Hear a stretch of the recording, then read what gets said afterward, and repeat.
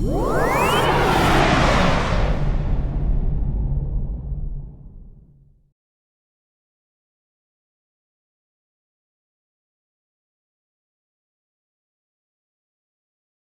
in our Triceps segment here at exercisebay.com. I'm Dave Parisi, and Vladimir is a trainer here at Results Plus Personal Training, Fit Pro Academy. And, you know, moment of insight is worth a lifetime of experience.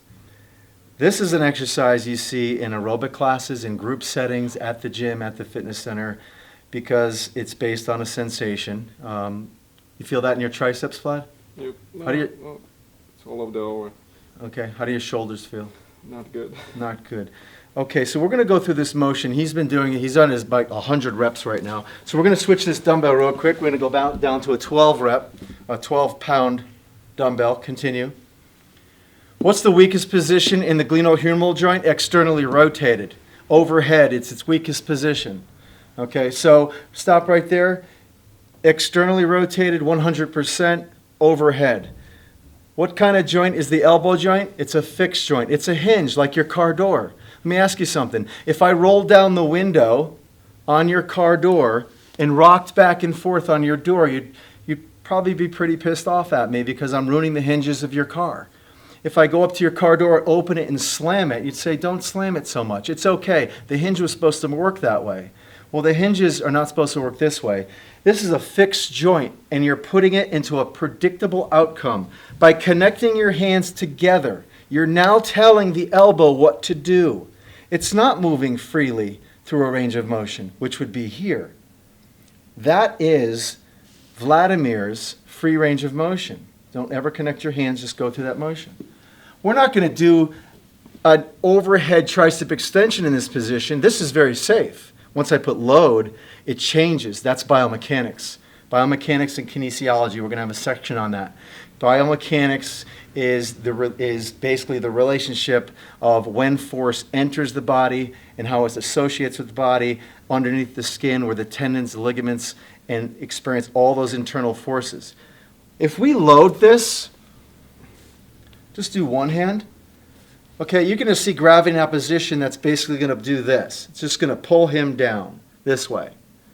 Okay, so he's going to try to fight against that and do this single arm. You've also seen the single arms this way. That's absolutely ridiculous. That's rotated externally plus overhead at the weakest position. All that load enters through the hand, trickles down the arm, goes down the spine. Okay, he's putting a lot of stress in his low back as well. So when you do these exercises, all based on sensation or because your buddy's doing that or you see it in the gym and you feel it, there are so many more optimal ways to train the triceps than doing things overhead. Okay, so let's go over one that might be just as efficient if you want to do a single arm. Why don't you lay down on your back for me? By laying down on the back, we create a platform to exert force off of. This is a strength training move because we have this fixed environment. So we could basically do this. As far as the tricep is concerned, you want to stick with that single arm? Let's hold one dumbbell, put one by your side.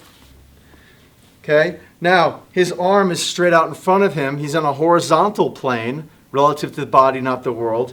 He's going to drop down to the opposite shoulder. Okay, he's not externally rotated anymore. He's actually closed pack. Watch what I do. He's in a sling, very safe. All we're doing is bringing it up a little shoulder flexion, and we extend.